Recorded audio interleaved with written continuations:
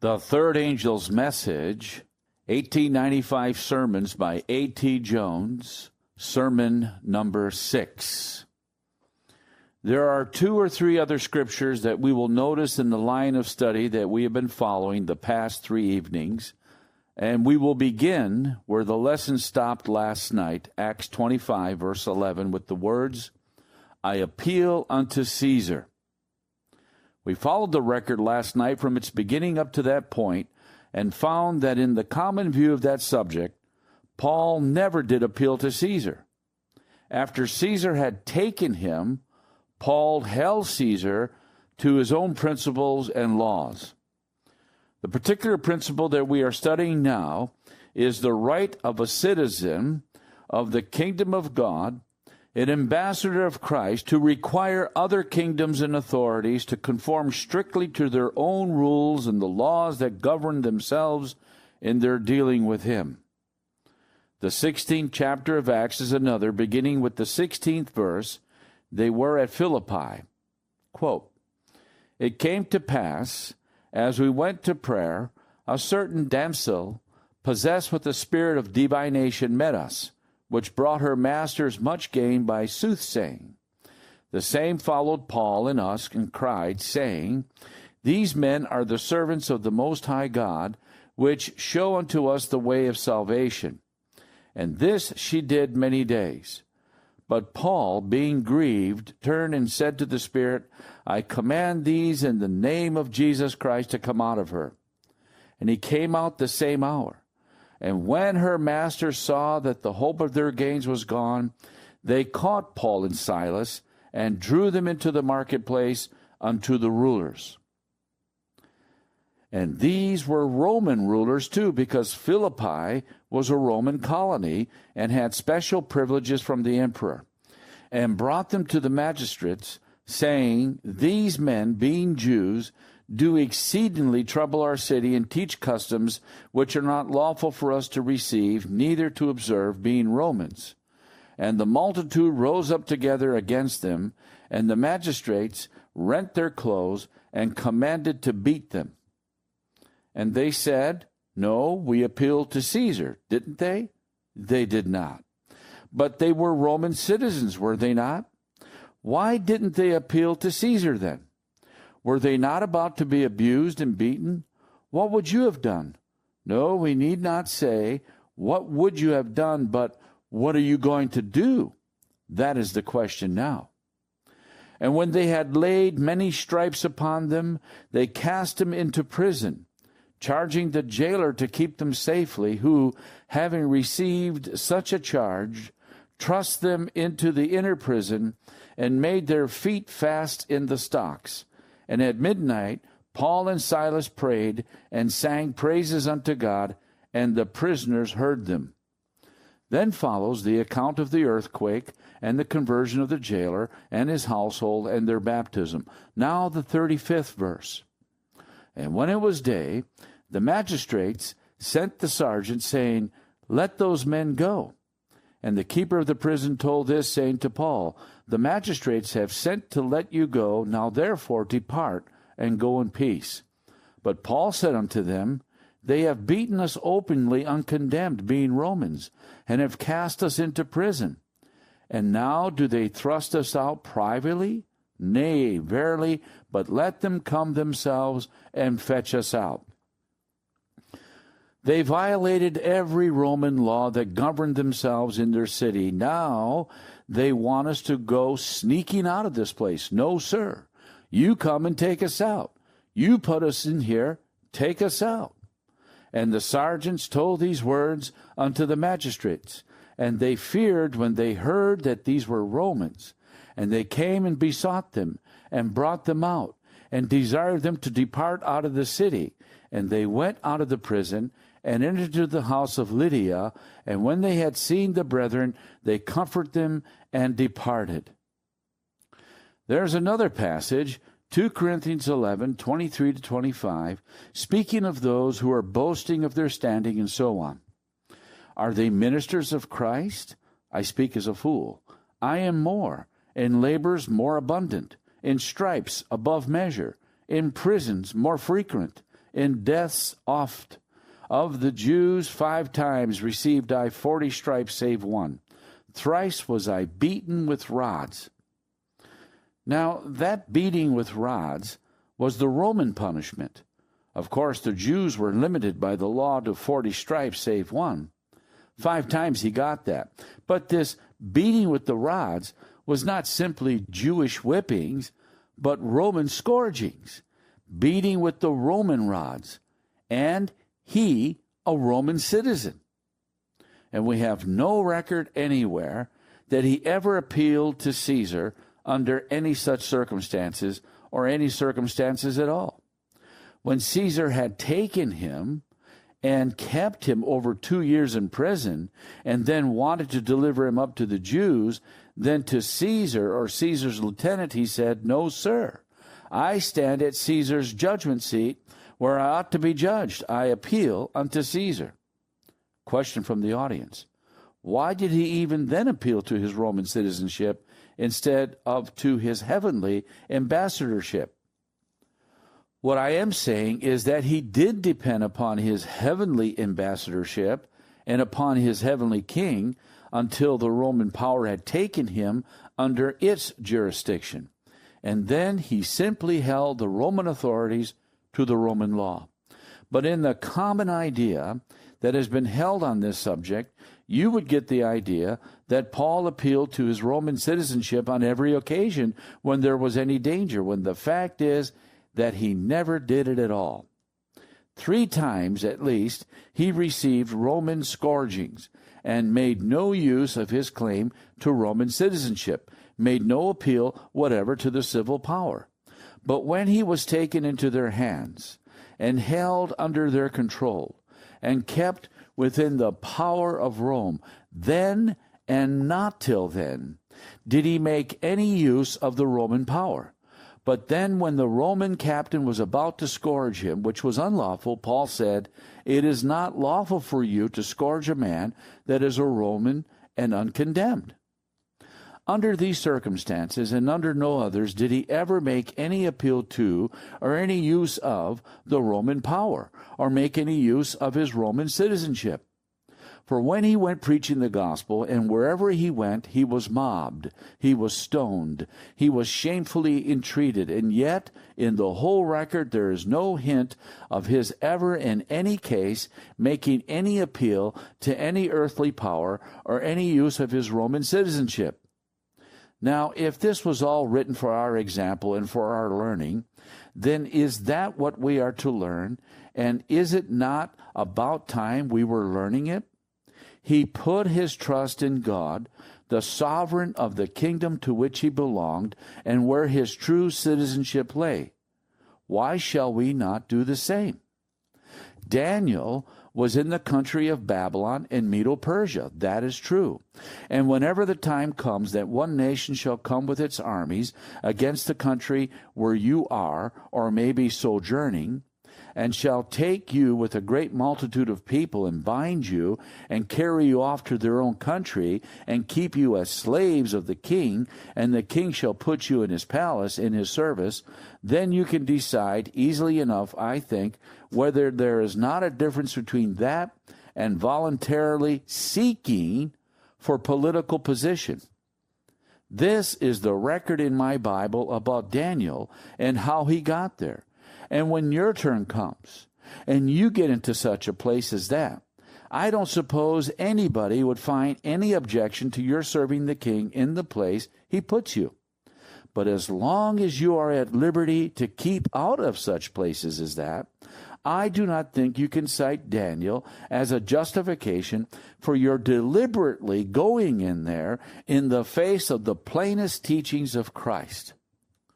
If I were taken a captive, as Daniel was, and was appointed by the king, as some of Daniel's people were, to brickmaking, or building the walls of Babylon round about, I suppose I should work in the brickyard.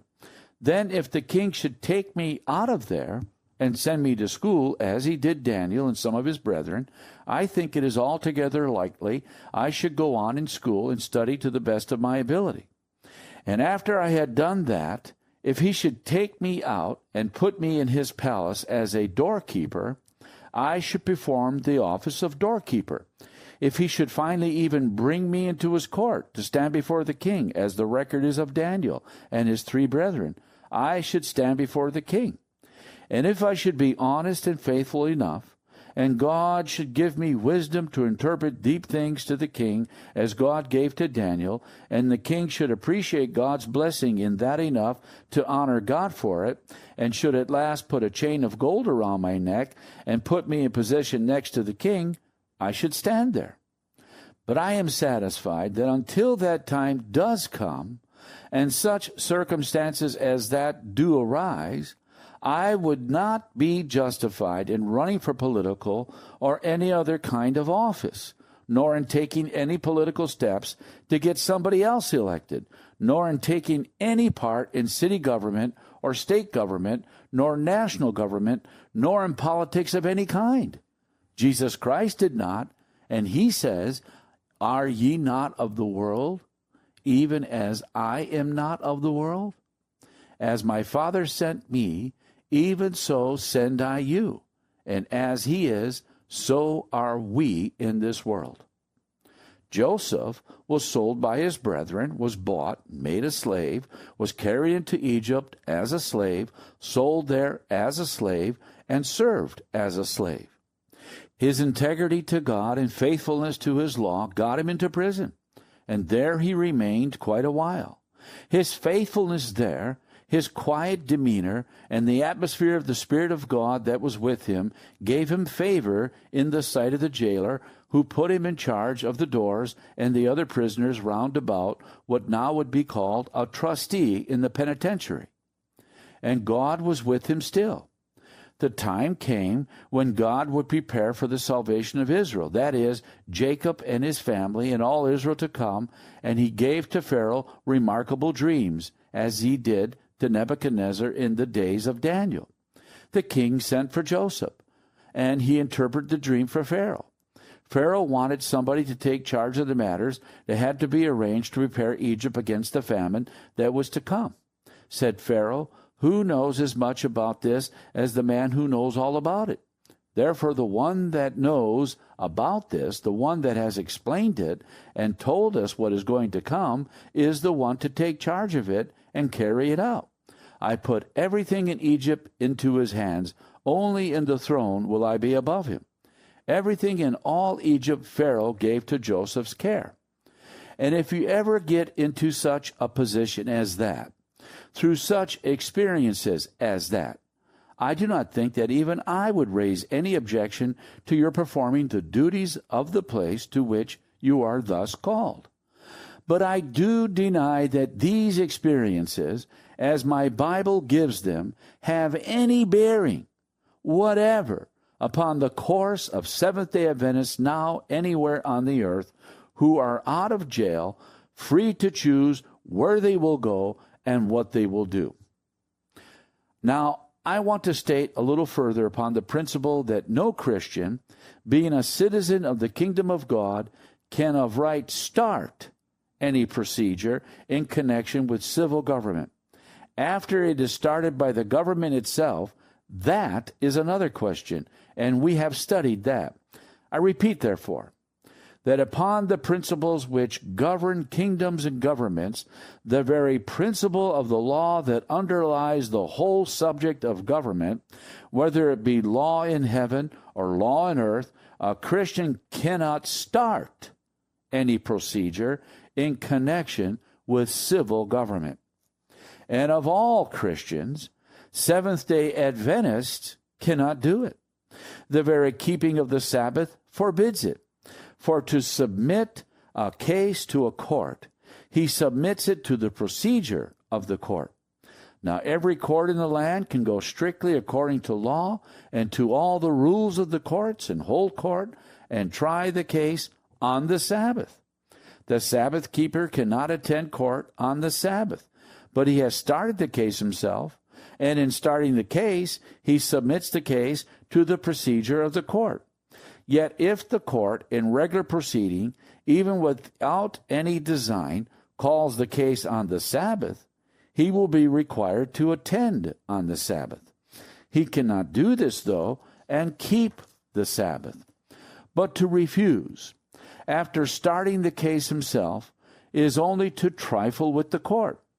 This the court cannot allow, and therefore may levy a fine for non-attendance. But if the fine is paid, it is paid for keeping the Sabbath. If it is not paid, and he goes to prison instead, he cannot justly count it persecution, because without any fault on the part of the court, it is only the straight consequence of his own action in starting the case.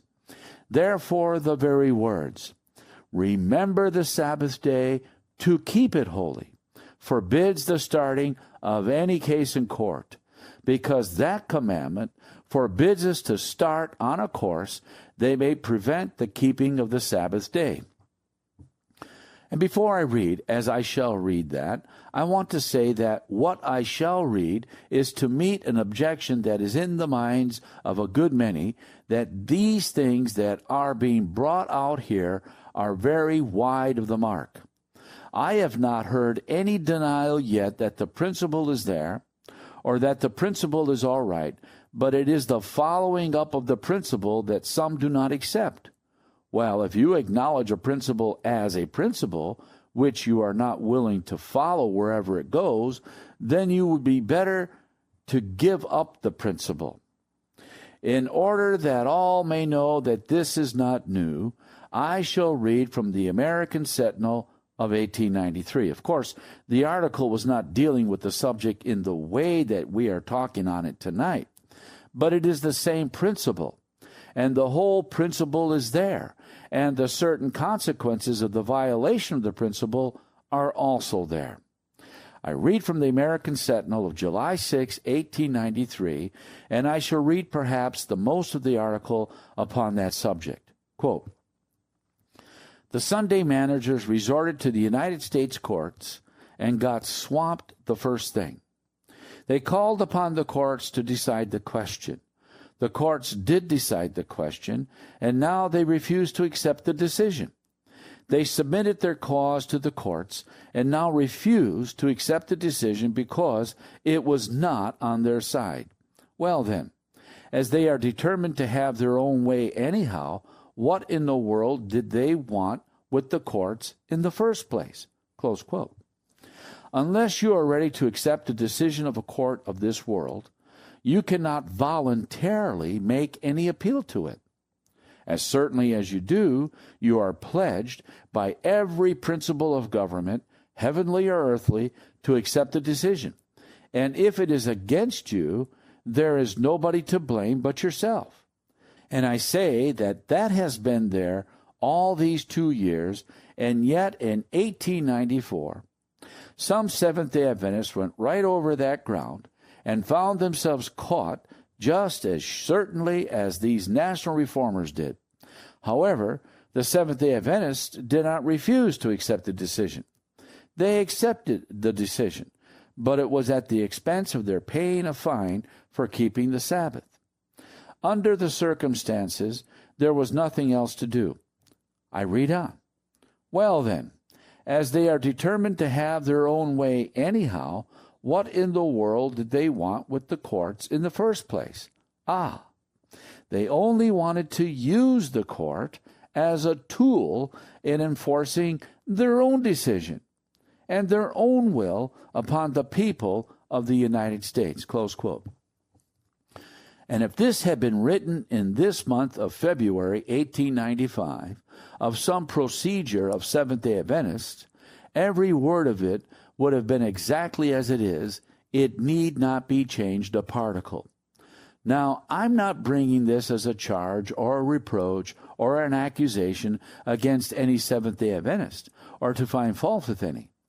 I am only stating the fact. I am sorry it is so, as sorry as I can be that it is so, but in the Bible it is written, "Now all these things happen unto them for examples, and they are written for our admonition, upon whom the ends of the world are come." And when we ourselves, in violation of the principles which we profess, go over the ground of national reformers themselves, and get caught just as certainly as they did, then shall not we take warning from these examples as much as from those of our brethren in AD 35 or 40 in Judea? This principle is just as applicable in Maryland or any other state of the Union as it is in Judea or in Illinois. I say again, I am not finding fault. I know all make mistakes. All that I'm saying is, shall we not learn lessons from our own mistakes as well as from those of other people? I need not tell where this occurred. It is not necessary that this should be known. The fact is all that is needed, for the place will be just where you are, if you do not become better acquainted with principle than many now are.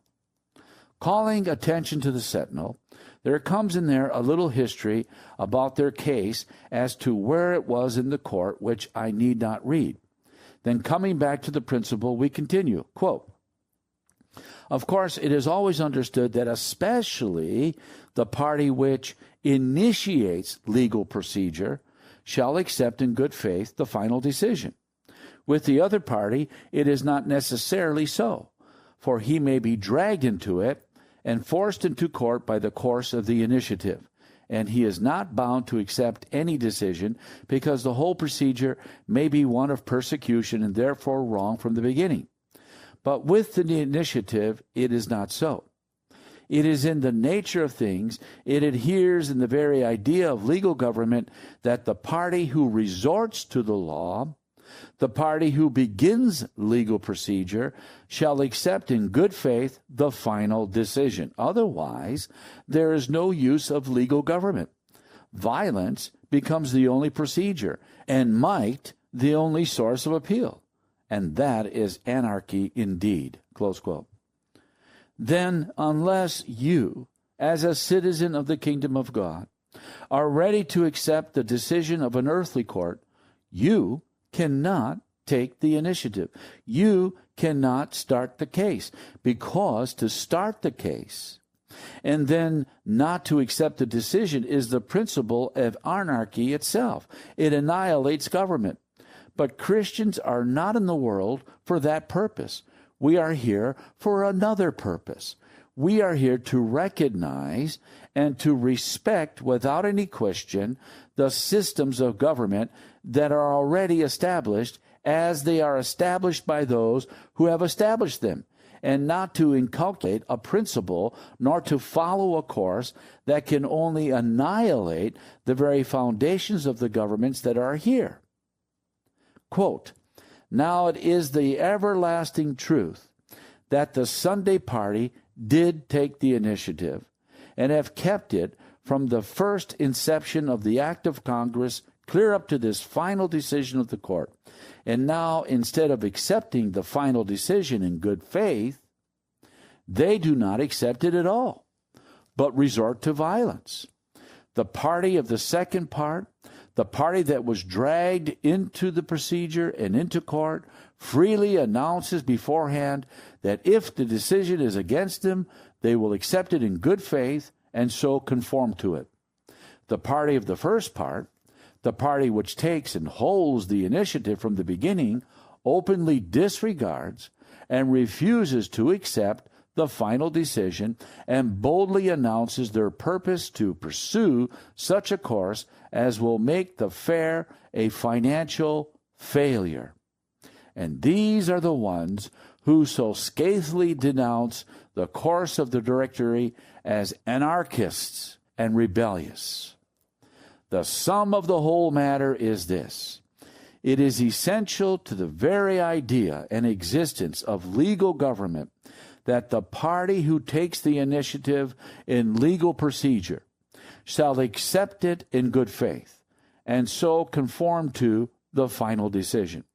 Not to do so, but to act the same as though there had been no decision after the final decision has been rendered, is in itself to renounce legal government and is essentially anarchists and rebellious. The Sunday Law Party is, and has been from the beginning, the party of the initiative in this legal procedure. This party, instead of accepting in good faith the final decision, ignores it entirely and resorts to violence, the boycott, after that decision has been rendered.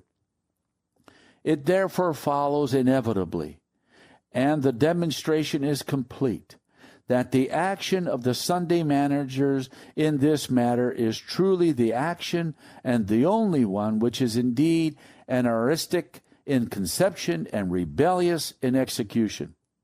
This is the logic of the situation, and it is the exact truth.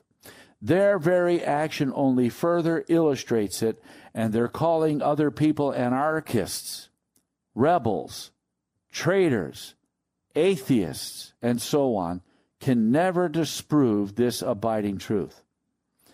This is the same conclusion to which we were forced last year by the logic of their course in securing the act of Congress requiring the closing of the fair. It is the only just conclusion that can ever be reached from the basis of ecclesiastical dictation or control in the affairs of the government. And this for the plain and simple reason that on the part of the ecclesiastics it is never intended that they shall pay any respectful attention to any law or any decision that does not suit them. Therefore, the only purpose for which they ever resort to either legislation or judicial procedure is that the governmental authority may be at their disposal with which to execute upon the people their arbitrary will. And this in itself is at once to sweep away all really just or properly legal government. And all this only makes the more manifest the divine wisdom which commands the total separation of the ecclesiastical and the civil powers, which forbids the church to have any connection with the state.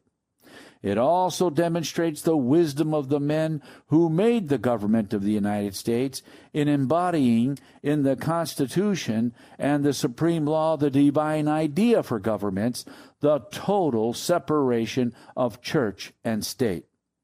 And this, which has been done and is now being done by the churches, is only a hint and the beginning of the sea of troubles into which the government will be plunged and indeed finally sunk by this gross disregard of the governmental principle established by our fathers and announced by Jesus Christ. So long as the church keeps herself entirely separate from the state, she can consistently and rightfully disregard any and all legislative acts, judicial decrees, or executive powers put forth upon religious questions or that touch religious practices, because she ever denies the right of government to touch religion or any religious question in any way. Close quote. And this is present truth.